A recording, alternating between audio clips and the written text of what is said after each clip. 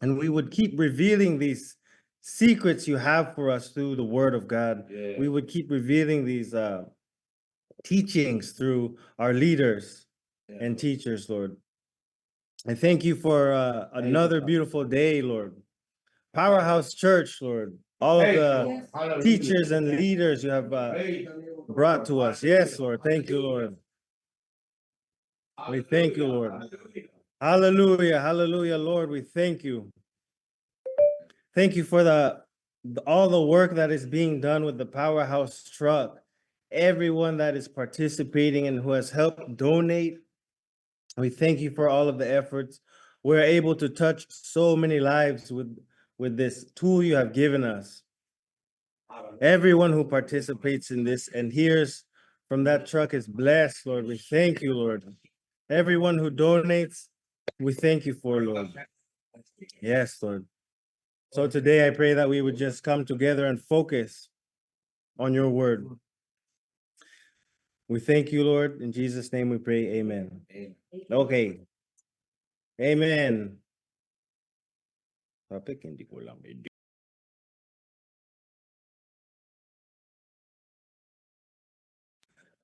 Okay. Everyone. Yes. So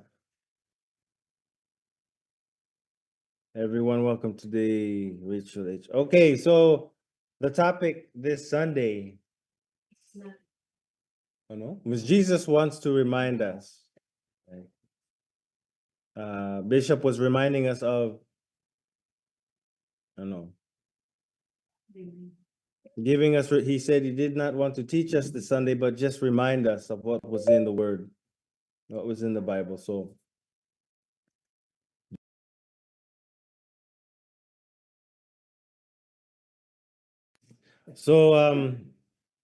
does anyone have any revelation or word you had received, or actually was anyone reminded of anything on Sunday from what Bishop had taught us?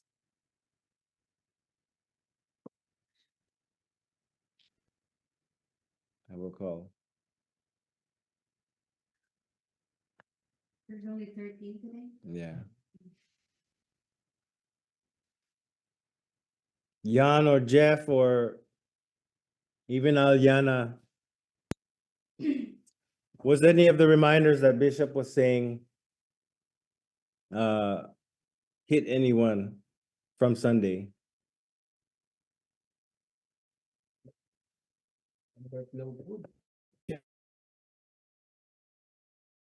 We'll share.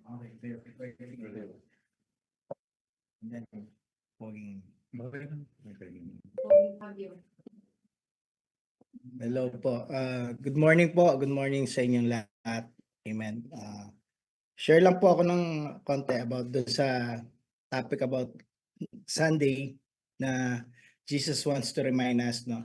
So nung time na yun na Sunday na abang tinatopic ni Bishop, nagpa-flow siya sa mga word.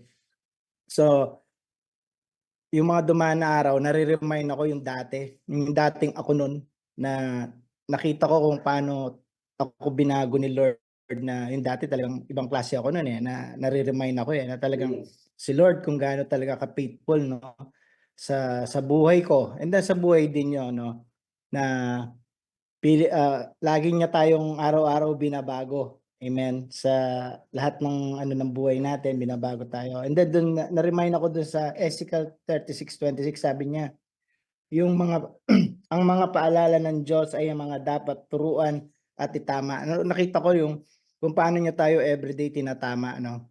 Na kung paano tayo magwo-walk kay Lord, lalo na ngayon nagko-commit tayo sa kingdom ni Lord, no? Na nakita ko na yung mga ginagawa natin parang wala pa talaga baga kulang pa, no, sa kingdom ni God. Kaya kailangan talaga mas uminit tayo, mas magpursige tayo, no, yung mag-win ng soul, ganoon. And then yung sa kung paano tayo sa ministry na nakita ko talagang yung time kahapon na hindi ko man alam na may surprise nga sa akin yung sa tagal, no, 5 years din akong nag-aano sa Baliti talaga, no, na doon ko na feel talaga na yung situation na ito yung tawag doon na napakahalaga pala yung honoring no nila sa leader na binigyan kanila ng kahit na ganun lang kalit pero nakaka-appreciate no sa buhay ko. So si Lord lagi akong nire-remind na every time na may mga testing and trial, battle, no? Pero hindi ako nananatili doon. Amen. Nananatili ako kung ano yung sinabi ni Lord na I will never leave you and forsake you. Di ba? Lagi kong pinangahawakan yon, yung word na yon na si Lord talagang never niya tayong iiwan. So minsan nakikita ko na wala pero si Lord talagang bibigyan kanya, pupunuan kanya no sa pamamagitan ng wala. Pero si Lord pag nag-trust ka sa kanya, siya yung magpupuno sa mga pangailangan natin, no? So, na-encourage ako dun sa word ni Bishop kung paano tayo kamahal ng Diyos, no? Paano kabuti ang Panginoon. Amen. Sa buhay ko at the age of 36. Pero Praise the Lord. eto naki-Lord ako ngayon sa napakasaya no, napakasaya na naglilingkod kay Lord. Basta tayo lang continuous lang po tayo maglingkod kay Lord. And then wag tayong panghihinaan.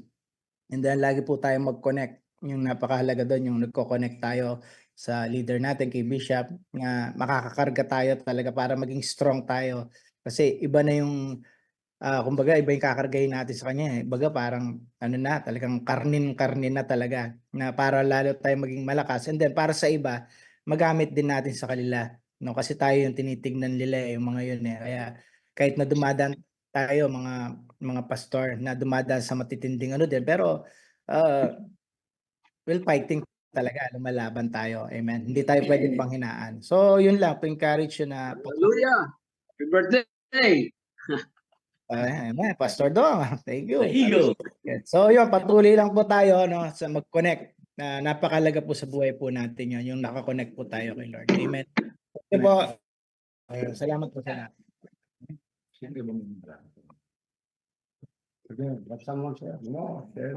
Thank you. 36. Congratulations. Happy birthday, huh? Pakabalik ka nila, kala nila 63. I see the eagle laughing. Would you like to share anything about honoring to add on to what Pastor Francis said, Pastor Dong? Or anyone?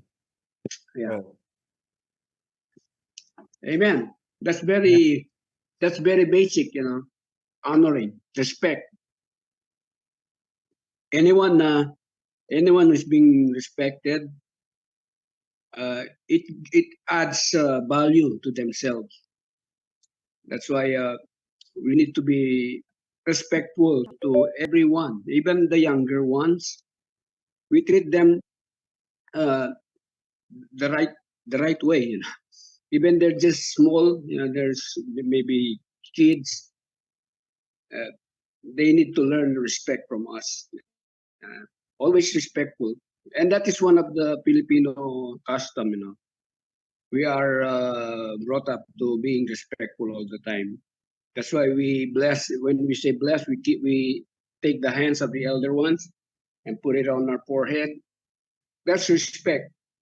But sad to say, sometimes it's being left behind. Not only unbelievers, but sometimes Christians. It's an attitude of respect and gratitude to our to the elders, even the homeless, even the poor person on the street. When you give respect, it adds dignity to them as humans, and it's really very important to have that kind of respect, especially these men of God. When you respect them, you're giving respect to the Lord. That's how it is. So maybe that's all I can say, Just. Thank you. Back to you. amen, amen. That was very good. Thank you for Eagle. sharing. Ego. That reminds me. Respect. It takes humility to give and receive respect. being here in the Philippines, I'm having children now bless me, and I'm thinking, you know, I don't deserve this. This is not. I'm not used to this, but I know it's part of the children giving respect, like you said, and it makes me humble. It humbles me because I know I do not deserve the respect of all of these children, and even Bishop. I know when he walks into church, he has a sea of blessings like this. And you know, in the same way, I think when Jesus washed the feet of his disciples, right? They felt they did not deserve it, but it takes humility to receive that respect. Amen. Right? Amen. That's right. It is a blessing. So does anyone have anything to share about the reminders of God as Bishop preached on Sunday, or anything to add about what has been said?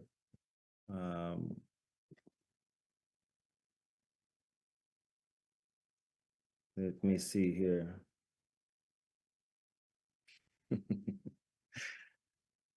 Jan, are you there? Hello. Would you like to share? Good morning. Morning. You were calling me. Our speaker is low but so we only have the telephone, so I need to listen very carefully. Okay.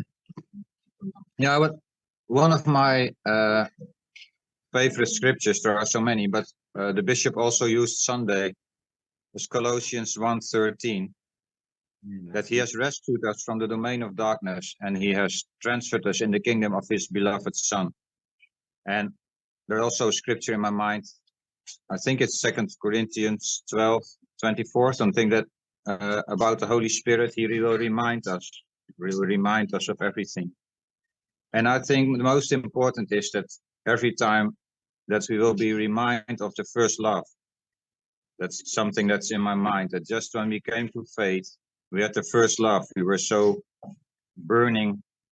We had burning hearts. We were full of passion and we were excited about all the new things we learned. And the bishop gave so many teachings about building it up and going deeper and going further. And now it's great finally that you go back to, but we need to also to go back to the start, to remind ourselves, to remind each other about the first love and how we can share that love and how we can keep that love for Jesus and for each other burning.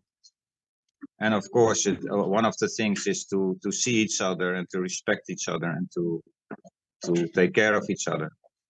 So yeah, it's a good what shall I say, good revelation to remind each other and to go back to the first love and to keep that love on going.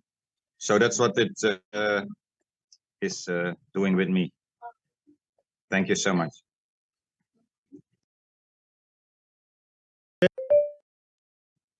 Thank you, Brother Jan, for sharing.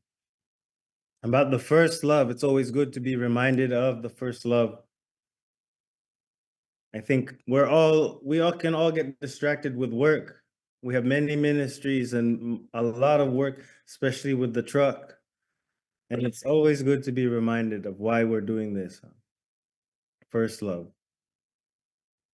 Kevin, are you there? Would you like to share? Big Kev. We will wait.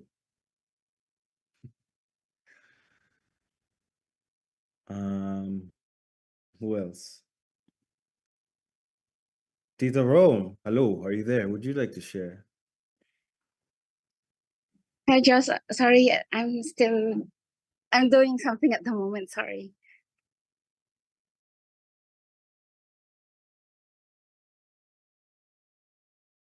That's okay. So for those of you who have just joined, we're speaking of the reminders from Jesus from what Bishop was preaching on Sunday. If anyone has anything to share about that, please.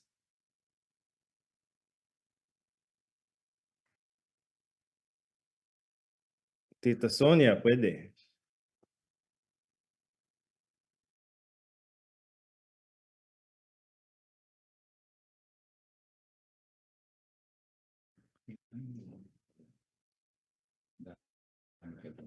Well, I guess I will add what we were speaking of, what Jan was saying before about what's this? We're speaking about humility, right? I was thinking of we spoke in Baliti yesterday about our first ministry being in our families. And I was reminded sometimes we really must honor our mothers and fathers, even doing things we think don't make sense sometimes. But because of we know it is good to honor them, our father and mother, and to strengthen that first ministry of our family, we need to obey. A lot of times, God might give us directions that may seem unclear, but that does not mean we rebel and disobey. We must have faith and know that God is working in our lives and keep moving forward. Again, like Jesus washing the feet of his disciples, even though they maybe did not understand why, you know, they must continue to receive that honoring. So, okay, Rachel, would you like to share?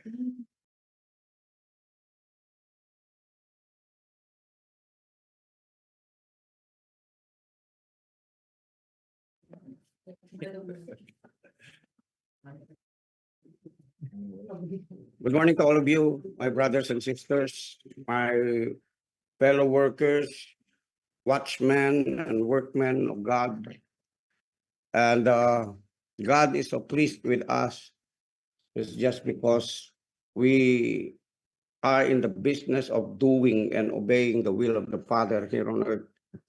The very purpose of why we were called by God and chosen by God is not for us to be able to just walk our lives individually, but to be able to understand that our lives are interconnected with one another, interdependent with one another.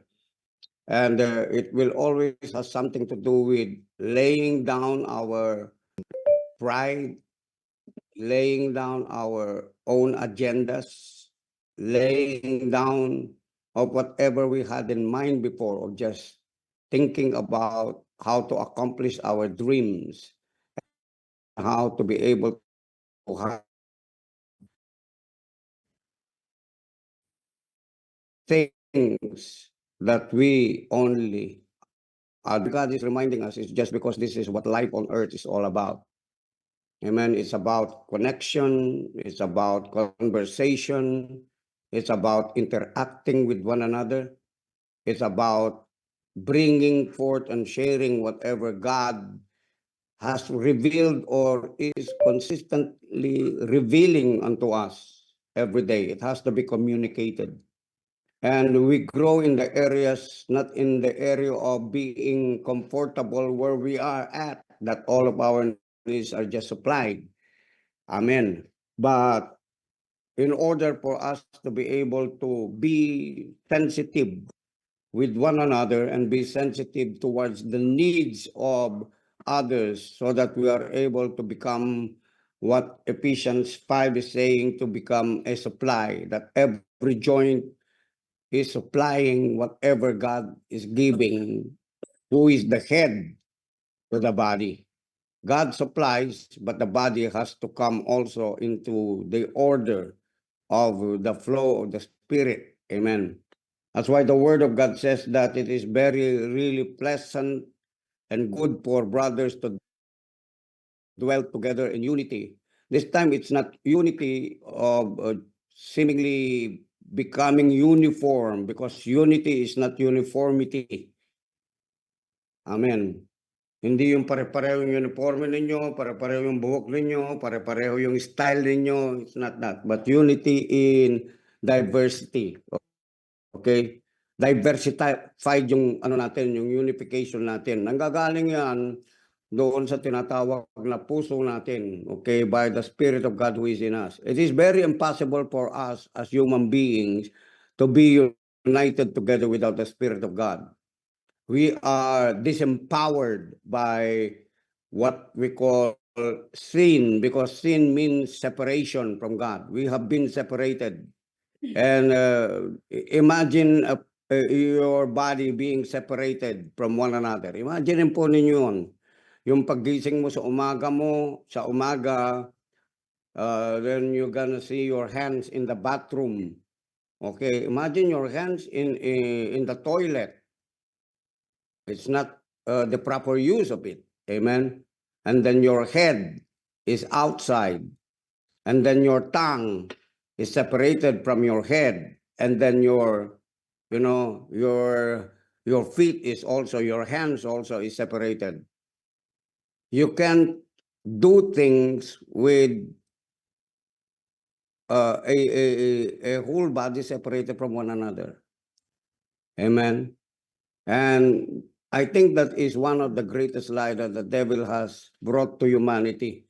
If you could just build your own. That's why there are a lot of people, when they are successful, most especially those who have become rich in this world, but not rich in God, they decree a declaration. They say, I am a self-made man. Imagine that. What pride is in that? What arrogance is in that?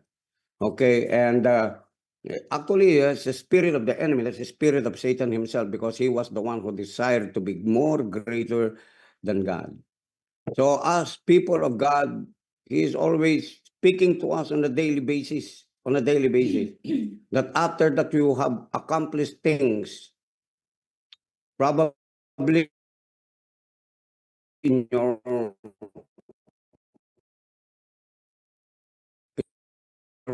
family, accomplished things. We have evangelism crusade, and it is not an effort of just one person. There were people who gave, there were people who preached, there were people who shared the word of God, there were people who healed people, there were people who spoke to people, there were people who gave the testimonies, there were people who preached the word of God. And it brought a lot of souls into the kingdom of God. It was recorded.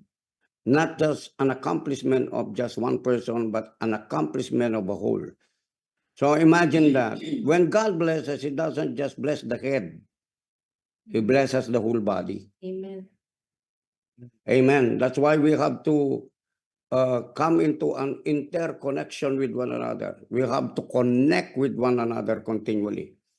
That's why even the Bible says that never despise the gathering together, the fellowshipping together, the coming together with one another and speaking towards one another, sharing our experiences, sharing our dreams. That your dream should be connected really to the biggest dream, which is the dream of God. Your vision should be connected really to the vision of God, because your vision is short of the glory of God. Amen. Yung mga vision natin, yung mga dreams natin, short yan eh.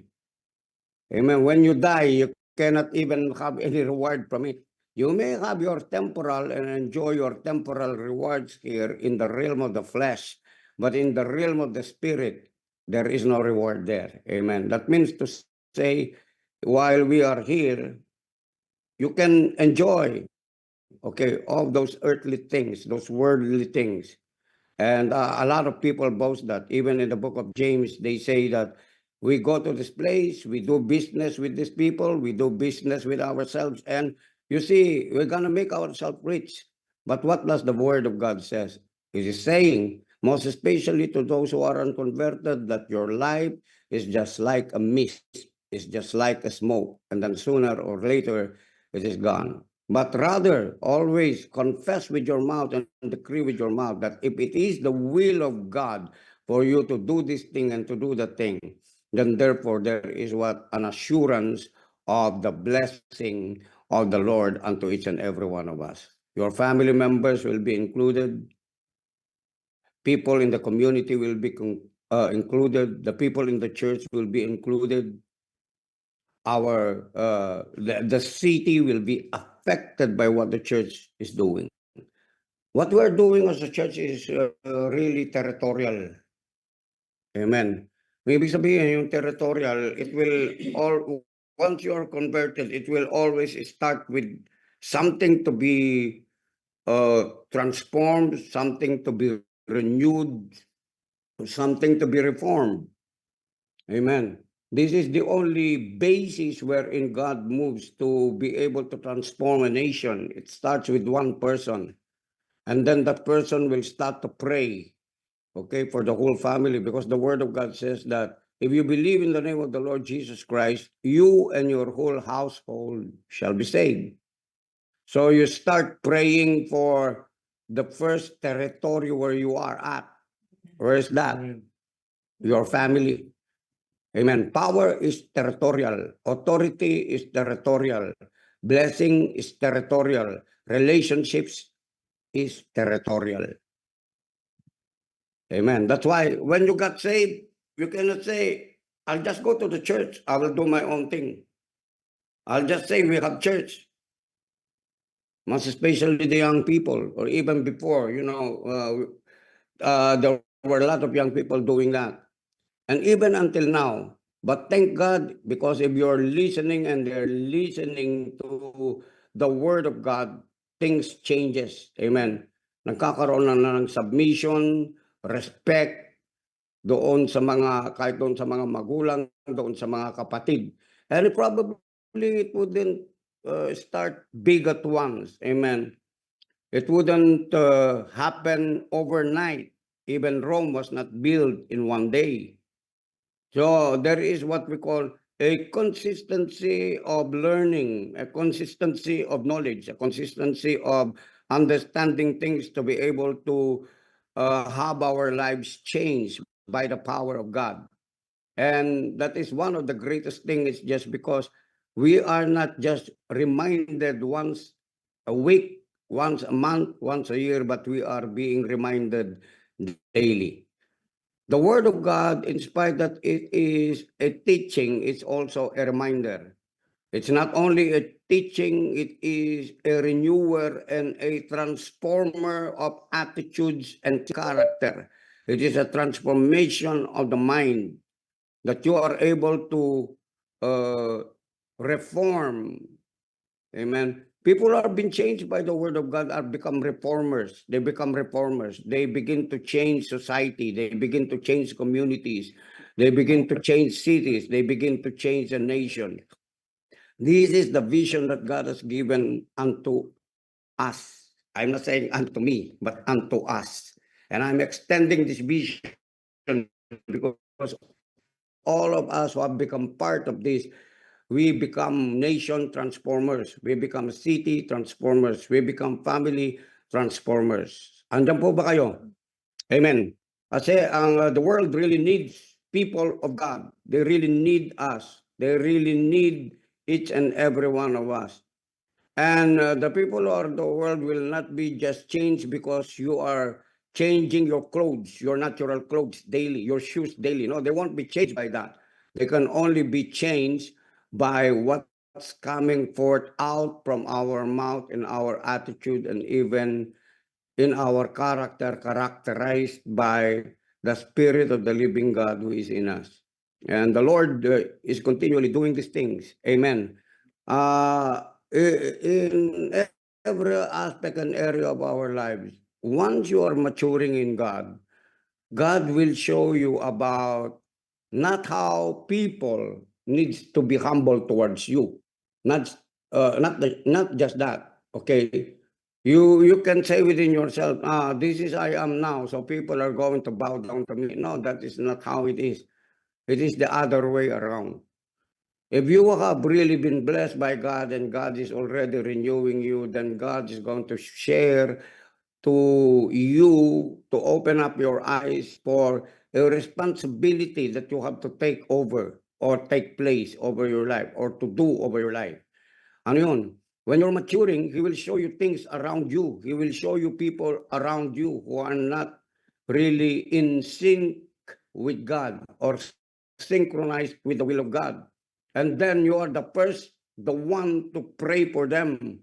You're the first to adjust to them so that they are able to be brought up into a premise where God has brought you. Amen. Are you listening to me? We always murmur and complain about our surroundings, about our communities, about our brothers and sisters in the family, about our parents, or even about our children. But the truth about the matter is this: when you are maturing in God, God will make sure that you be the one to take responsibility of them, not them taking responsibility of you. I think I hit something here. Are you listening? That's why you cannot complain. Why? Because that is the place of the renewal of the mind of Christ. When Christ came, amen, he did not tell people to serve him. That's why every day when he wake up early in the morning, what did he do? He served first the purposes of his Father. He went to the Father. He prayed to the Father. So that after that he prayed to the Father, he would be able to listen to the voice of his Father, to hear the instructions and even the command of his Father. And then there he will go, or there he will talk to the apostles, to the disciples, so that they would be able to come together to do the will of the Father. Ganun po yung pagkakalikha ng church. Amen. Kaya if there's something that is heavy among us, or something that is going on around us or in us, it is something that God is saying, or being sensitive to him to get closer. He said, do you draw near to me, or draw closer to me, so that I will also draw near to you, or closer to you. So when things are happening, seemingly it's crumbling, seemingly the eggs are scrambling, amen? Scrambled eggs. But you see, you cannot unscramble scrambled eggs, amen? Are you with me? You have to eat scrambled eggs and enjoy it. Yung kahit na nagkabasag-basag, nagkahalo-halo, okay? God will give you the understanding on how for you to be able to fix it. God is not going to fix it all. That is the mark of a lazy man. Hello, that is an indication of a lazy man. When you can fix things, amen, and then you tell God to fix it, you're lazy. I said you're just being lazy. You're just limiting the power of God, the knowledge of God, the intelligence of God in you. Whenever things happen in your mind, God wanted you to use your intelligence to be creative on how to fix the fix of what needs to be fixed. Amen. Mukhang wala pa nag-amen sa inyo. Amen. Walang nagpapalo. Magkape muna ako. That's you. Am I right? Amen. Amen. Amen. That's why within the family, you see, we have scrambled family members. We have disconnected family members. We have dysfunctional family members. We ourselves are dysfunctional. You know how to locate dysfunctionality and how to fix it? See yourself. If you can figure out things and fix things, there must be a dysfunctionality within our mindsets. Yes, there must be dysfunctionality within our attitude, because your mindset will affect, okay, your attitude. And your attitude, which is coming from the character and built from within the inside of us when you were not yet a born, a new believer and a child of God, is still lurking and hovering from within the inside of you, bringing you back from the old kind of man. But you cannot be that way, just like as I have shared to you about the caterpillar, yung uod, di ba? Ang tinatawag na caterpillar, yung uod, pag lahat ng dinadaanan niyan, sinisira. Let me put it into remembrance. Wherever it goes into any leaf or any plant, what does it do? He eats it up, he destroys it. But when comes a time already, you see there is a transition of time in a caterpillar that he has to undergo. He cannot stay as a caterpillar. Are you following me? No one stays always a caterpillar. Kaya tapos na yung caterpillar, you entered into cocoon because it is a time process that is from the mind of a creator. The creator is the one initiating everything in your life, even the hard things. God's permission is in it. Even the works of the devil over your life, it is God's permission over your life. Just like in the times of Job. Whenever testing comes into your life, there is someone, okay, kailangan ipagpaalam mo na yan ng demonyo sa Diyos para gawin niya yung bagay na yon. And God, before you came or enter into a temptation, trial, and testings, even though you are not yet approved, God will bring you into the place of testing and trial so that you are able, to learn, to be tested, to learn the lesson of transformation. Hallelujah! Now, the harder it gets, the greater you become. Why? Because the harder it gets, God will teach you how to be able to use His Word, to use the working of the Holy Spirit from within the inside of you to serve the purposes of the testing and trial. That intention has what we call a finished product in the sight of God. And God's ways wanted you to be able to be in the place of what kind of masterpiece He had in mind for you and me. Andyan ba kayo? You may enter like a clay. You may seem to be a broken rock. You may seem to be a dust. But when you have finished by the power of the Holy Spirit at work in you, you become exactly the masterpiece in the mind of God here on earth. O, palakpakan naman natin ang Panginoon. Hallelujah. And locate where you are at right now. Where are you in the realm of transformation? Where are you? If you're still thinking about yourself and still self-centered, you're still in the realm of probably 60-40 in your transformation. Okay? 60, nasa uod ka pa. Yung 40, pumasok na doon sa kukun.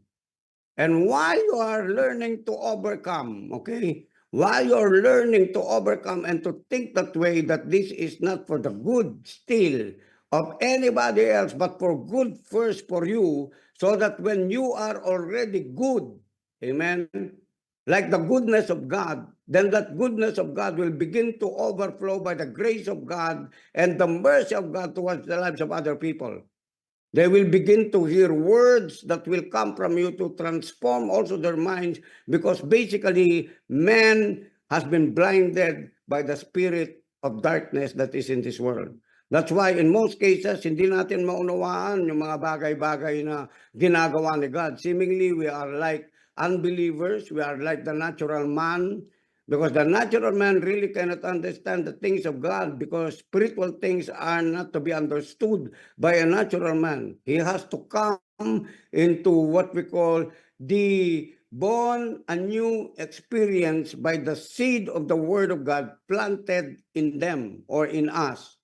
That's why we are here today, able, thinking about what's going to happen next. Why? It's just because we have already the instruction of the Word of God. We have our Google by the Word of God, by divine revelation. It's coming unto us that when we are lost, there is the Holy Spirit leading us and guiding us unto all truth. Amen. That's why no matter how hard it is, there were already people praying for us even before we were born, not only our parents, but prophets, apostles, people, just like as Paul said, I pray that the eyes of your understanding may be open and be enlightened so that they may be able to understand what is filled with the knowledge, with the understanding of God's will, and that they are able to operate whatsoever you have been given. You have been given the most precious, not only thing, but precious ingredient. Not only an ingredient, although I mentioned it's an ingredient, the precious thing, okay, who is God himself in you and even in me. Amen. Okay, let me read this scripture. 2 Peter chapter 1. Babasahin ko po itong galing kasi nito no? Ganda. I'm always mentioning about divine nature, okay? Divine nature, sabihin mo divine nature. You have to speak this divine nature into your old nature. Okay. In order for you to move things into your life, you have to speak. Because nothing moves unless you speak. Amen. Are you with me? Nothing moves unless you speak. Even this world doesn't move without speaking. Business move, grow because of speaking, because of conferences. Are you with me? Amen. Because of people sharing their experiences. But without speaking, nothing moves, nothing grows, nothing progresses. Amen. We are who we are right now on the basis of a word. Now, let me remind you, if you are a word teacher, if you are a word proclaimer about things, you are in the greatest service into the kingdom of God. Why? Because when people hear the word of what you're saying, it will change their thinking, it will change their perspective, it will change their paradigm, it will change their attitude, it will change the character of a person. If he is ungodly, will become godly. Nakikinig po ba kayo? Amen? Amen. So, listening to hear is very important. If you want to retain things, you have to listen to hear. What do I mean? You have to listen to understand. Because that is where faith is coming from. Faith comes by hearing and hearing the word of God. If I would make a paraphrase of it, faith comes by listening and then hearing, getting it into your heart and into your soul, understanding. So it is like this. Faith comes by listening and hearing to understand and hearing to be able to be transformed by what God is saying. Okay, nakuha po ba natin para yung process na ano po natin, no? Na ipaprocess natin na maayos at hindi kayo nahihirapan patungkol doon sa mga bagay na binibigay ng Panginoon sa inyo. Because today, from your growth of how you're able to handle things, God has already given it to you last week. But because you do not understand the process of it, you tend to go back. Okay? You begin to resist it. How many of you are thinking, pag meron kang testing, ang bigat naman ito, ang hirap naman ito, pero hindi mo kasi nakikita yung outcome nun eh. Hindi mo nakikita yung after the process, yung process nun. Kahit nga ano, bago maging isang kalamay yan, kinakalamay talaga yan, bago maging totoong masarap na kalamay. Tama ba?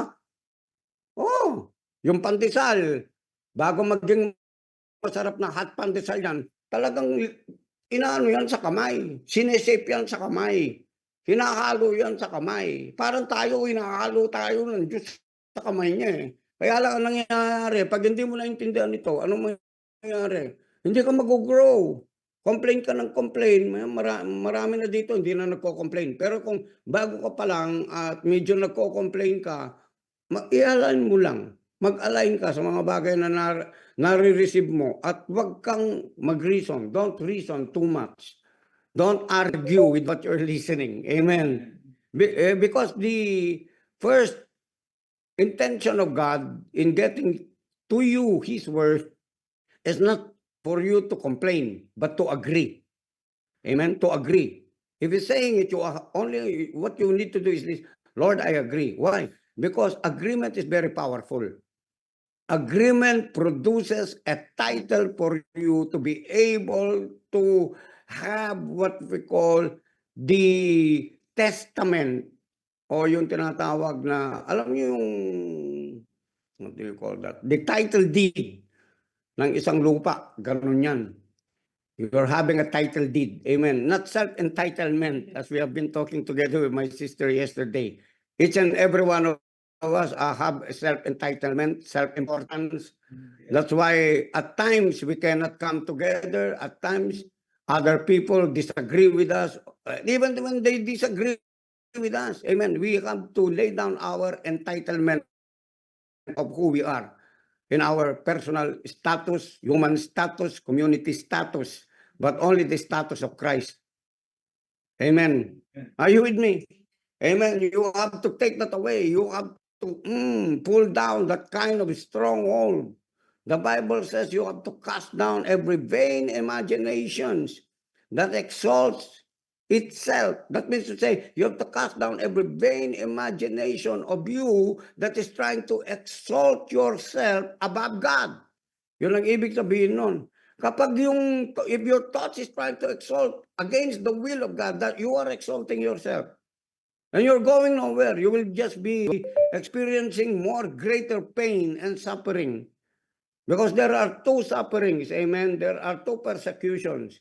Either you are being persecuted by the will or against the will of God in your life, or you have caused your own persecutions by doing your own thing. You have caused your own suffering by doing your own thing, by disobeying the will of God. Nakukuha po ba natin? Yes. Amen. That's why you have to locate it. What is the thing that I did? Why am I in this kind of predicament, this condition, this situation right now? How have I done wrong? And if God is saying, yes, you have done this thing, okay, God will not condemn you, but you have to realize and understand, okay, I did this. I have to change my mind. That is what repentance, metanoia is all about. Amen po ba? Let me say this. You don't repent going back to the same old man who you are. Because the process of transformation or metamorpho, the caterpillar get into the cocoon. After the cocoon, the process of developing into a glorious caterpillar never goes back becoming a caterpillar. Wala pong anak ng Diyos na nare-renew tapos bumabalik doon sa old life niya.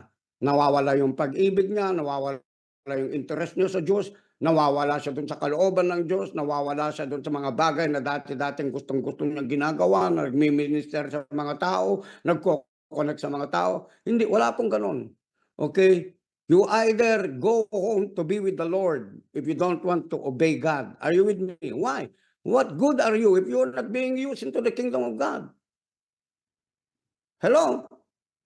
We are in the kingdom of God. We are the church. The church has only mentioned one. I will once in the Bible, in the New Testament, I will build the church, and even the church will, and even the gates of hell will not prevail against the church of the living God. The church is who you are in the family of God. We are in the country of God, which is the kingdom of God. So if you are a born-again believer, you can't get out of the kingdom of God. But you have to know, to learn how to be in the kingdom of God, on how to obey instructions into the kingdom of God and do the will of just one Father among us. We may be one in the spirit of love. Amen? We should be one in the spirit of the love of God, because that is the only one that will constrain us to do the will of God. Not about your idea, no. Amen. If it is your idea and it is breaking the protocols of God, if it is breaking the relationships in the kingdom of God, it's not of God. It is just your own mindset or your idea. Amen. Okay, let's see this before we close. Mm.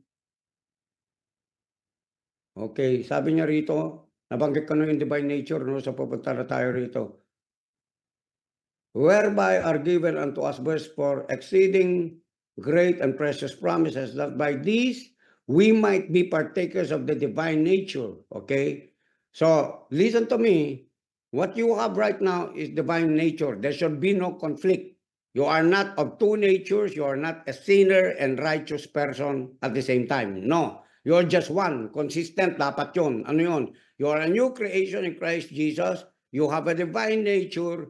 And you're no longer a sinner. Although you commit mistakes, you are the righteousness of God in Christ Jesus. That is consistent.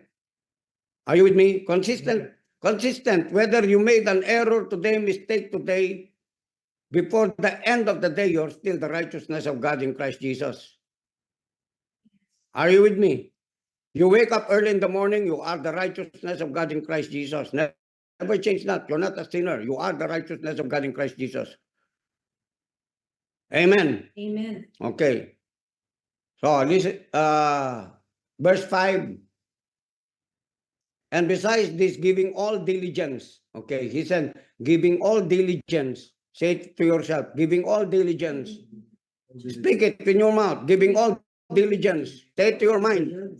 Say it to your heart. Say it to your heart. Say, heart, mind, I'm giving diligence. Okay, listen to me. He's saying giving all diligence. He's saying it to you, not saying it to God. Not saying, God, I'm giving you all the diligence. No, he didn't say that. Amen. He said that is your duty. That is your obligation. That is your responsibility. This is your responsibility. Be the one to take over by the assistance and the counsel and the teaching of the Holy Spirit in you, behind you, upon you. Are you listening? Amen. Kailangan maging responsable po tayo sa mga ano natin, mga sarili natin. Amen. And what is it saying? And besides this, giving all diligence, add to your faith virtue. What is it saying? Is God saying, Lord, add to my faith? No. He's saying, add to your faith. How do you add to your faith? By hearing, and hearing by the word of God. You'll be the one to add to your faith by studying the word of God, listening to the voice of the prophetic word of God. Amen. The preachers of the word of God, the teachers of the word of God, the fivefold gift offices in the body of Christ. Maraming nagsasabi, you can know God, you can't know God by going to the church, you can know Him alone. That's not true. That's the lie of the devil. I said that's the lie of the devil. There's no way in the scripture you can find that. You become perfect in your faith where? Through the fivefold, through the gifts within the body of Christ, through the body of Jesus, from the top to the bottom. Amen. So it's whose responsibility to add to your faith? You. You, me, say it, me. Me. Don't say to God, Lord, add to my faith, grow my faith. No, you grow your faith.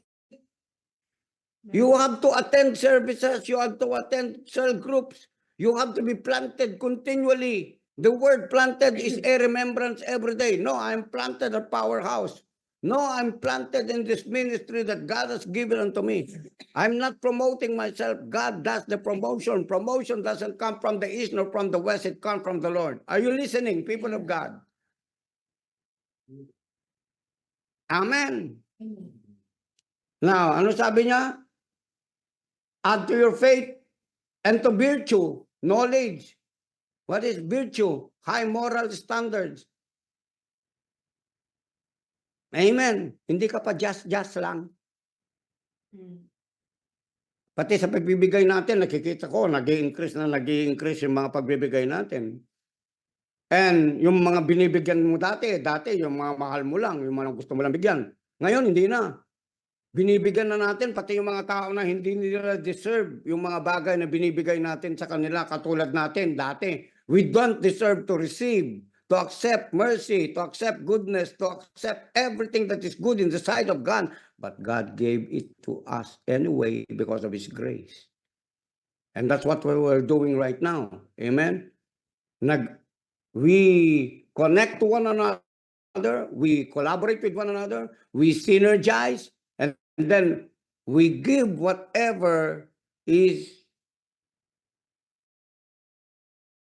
good, joyful in us. Amen. We give the more what? We receive. Hello? Amen. So imagine mo, if you have given last week, you have given last 2 days, you have given, you're increasing every day. That's where you're going. You're not going back to the caterpillar. Hello? Corrupting people, corrupting society. No, you're growing in grace. You're growing in the knowledge of God. You're growing also in the knowledge of the Lord Jesus Christ. Amen. So ito po, sa atin lahat responsibility po ito. No? Sabi niya rito, add to your faith, and then to your virtue, and virtue to knowledge, and knowledge temperance, and to temperance patience. Now, are you saying something here from the gift God has given unto us? Like, for example, knowledge. That's a gift. It seems to be like knowledge and then gift of knowledge and then understanding. And then here comes now what we call the fruit of the Spirit. Are you seeing the changes here? Amen. Una, gift, and then fruits. Why? Because when a seed enters the heart or the ground of a person, it roots deep within the person until it becomes a fruit. A fruit comes from the root of the seed planted in the heart of a believer. Amen. So nag-grow po kayo niyan. Ano po yung growth ninyo? Ito. And to temperance, sabi niya rito, patience. And patience to godliness. And to godliness, ayun na, ito na, brotherly kindness. And to brotherly kindness, charity. Love na yon na buo sa atin. Hello? Saan nag-start yun? Divine nature.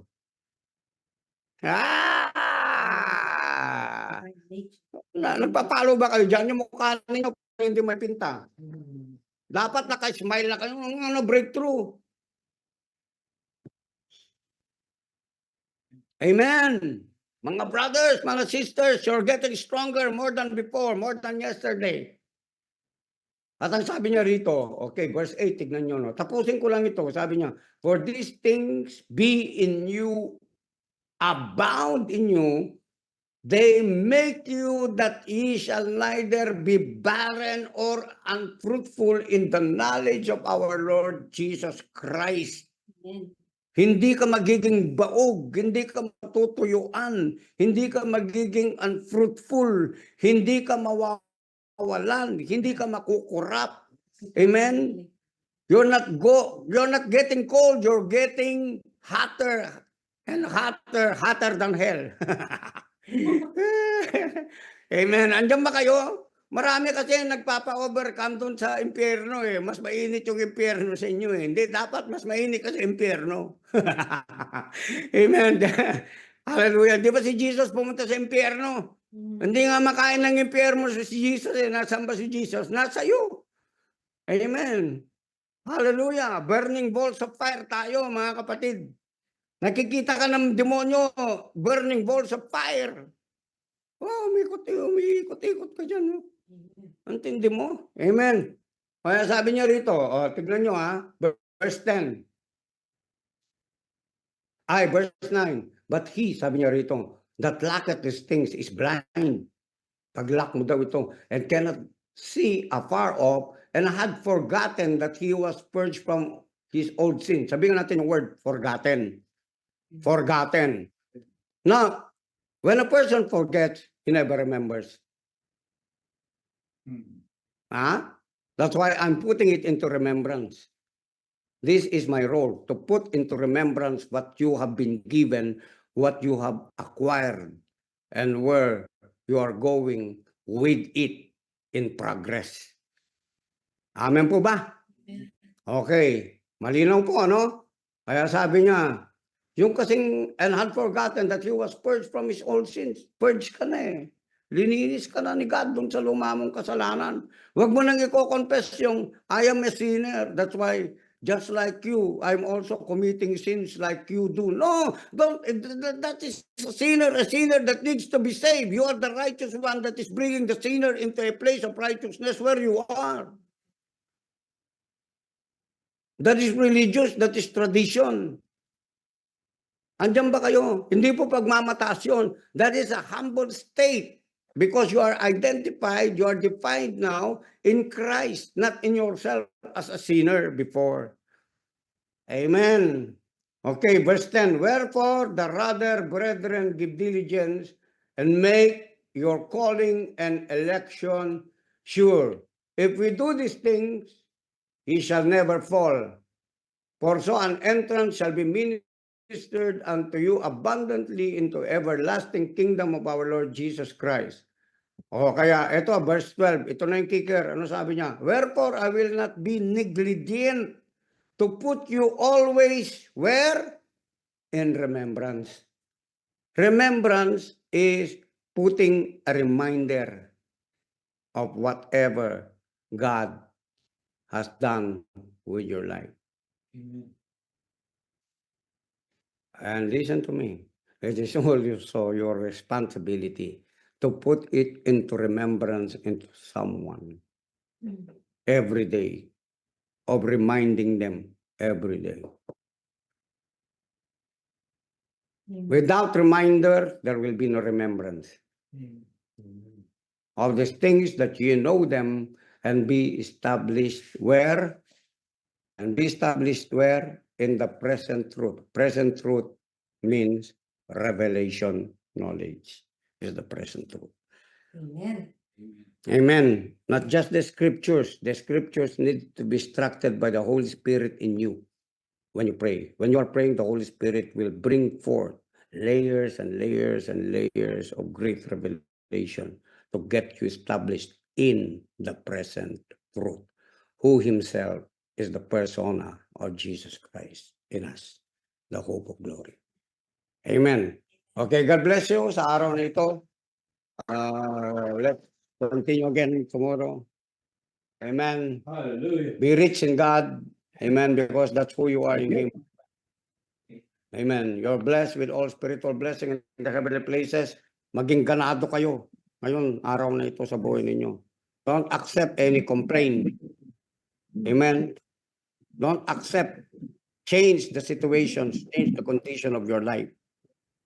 Amen. And even others will be affected by what you say.